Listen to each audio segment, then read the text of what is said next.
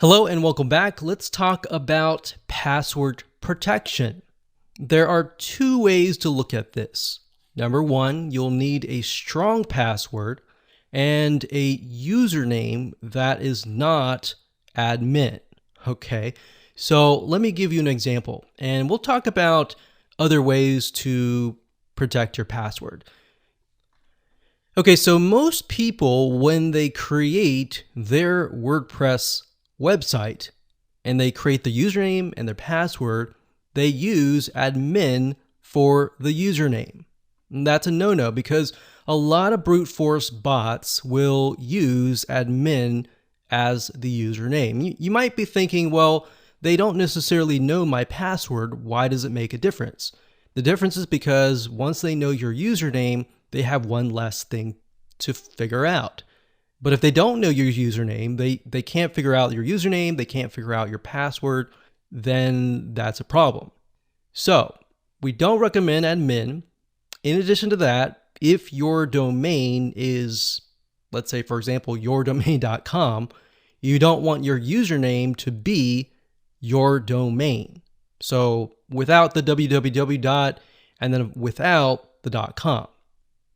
So in other words, your domain.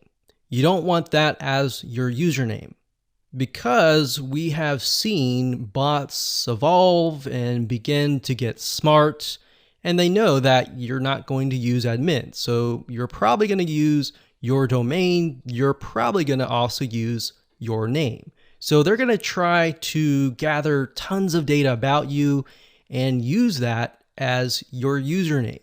So the next thing would be your name. Your first name they'll try, the last name they'll try, and they'll try your first name and last name together. And of course, it's going to evolve. So your username you want to figure out may not necessarily relate to you, but maybe something random. And then of course, your password, you're going to want it to be very, very strong. By that I mean you don't want it to be your birth date. You don't want it to be your dog's name. You don't want it to be something that is relatable to you. You want it to be something very complex. So let me give you an example of this. Typically with a very strong password, you want to use numbers. You want to use capital letters. So you could do something like this. Put a bunch of numbers and then lowercase numbers. And then you're going to want to put some characters. So characters, we're going to put shift. These are the characters. So those are characters. So the bot is going to try for the password different things, different numbers, different variations, different combinations. So you want to make sure that it's very complex. Now, bear in mind, you're not going to remember this very strong password. So what do? Do you write it down on a piece of paper? Or can you use maybe a password manager? Password managers are actually what we're going to talk about next. There are two that we actually recommend. The first one is LastPass. So lastpass.com. For personal use, it's actually free. And you don't have to pay anything. But you can also upgrade to the premium.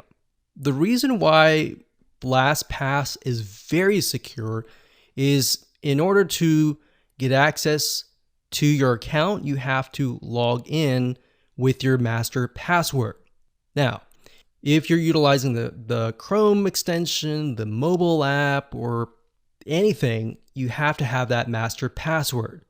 Now, what's interesting is you cannot retrieve that master password from the site. So if you ever were to forget what that master password is, then you may as well say goodbye to all of your logins. So what I recommend that you do, because this has actually happened before, is to put LastPass on your mobile phone, all of your computers, your laptop, your computers, everything. And that way you keep it backup. Because if you were to ever forget the master password on your computer, for example, you can still log into it via your smartphone or your other computer. So that's the big difference with LastPass and other password managers. Now, LastPass is very secure, especially when you buy the premium version. It's extremely secure. Now, what's nice about LastPass is it will analyze your passwords and it'll actually tell you if your passwords are weak.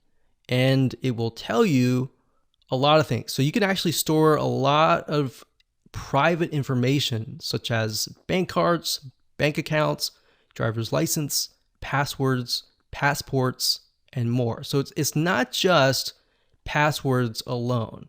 Now, when it comes to passwords, there's another service called RoboForm. RoboForm does cost money.